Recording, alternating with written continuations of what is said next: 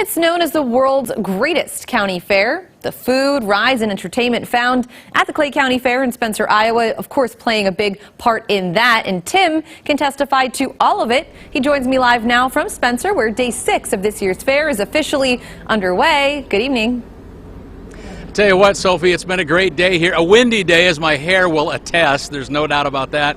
But it's sunny and nice, and we're at the fair, so what more could be better, you know? It's just a great day.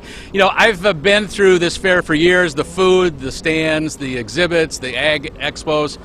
But it's really the people that make this fair so special, not only the ones that come as guests, but those that help put this on each year. And we'll meet one of them in this week's edition of Siouxland Stories. He's indeed a special man here at the Clay County Fair. This year marks the 90th year that fairgoers have enjoyed big-name entertainment in the fair grandstand. Dave Potrast is a longtime board member and has coordinated the grandstand backstage for over 50 years. He works with the artists and their managers, getting everything just right when the show starts.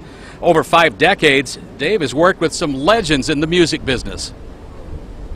Garth Brooks, who's probably one of the #1s out there. We've had Kenny Chesney, we've got Blake Shelton, all of the great ones, and along with the Bob Hope of the Century that everybody knows, and Red Skelton. So, and of course we had the Statler brothers here for 13 On any times. given night during the fair, more people will gather here, something like 7,000 when the grandstand's full in these seats.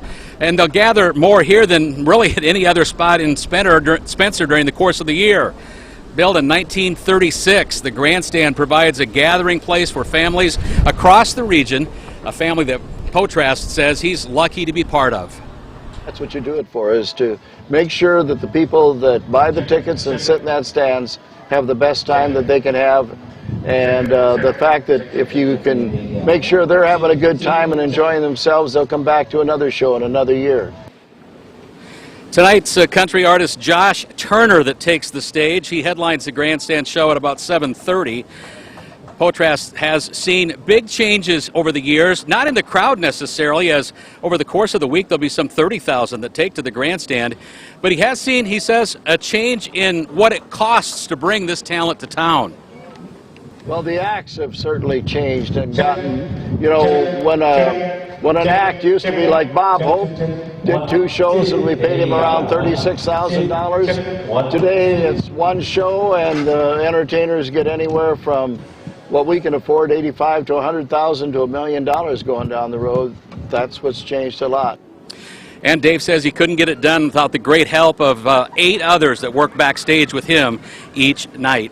After the decades of service on the fair board, Potrast is stepping down from his board duties this year, but he told me today that he still plans to be backstage in 2022 when another lineup of entertainment takes to the Clay County Fair grandstand. Indeed, it is quite a show, and he's kind of the ringmaster when you talk about what happens at the grandstand.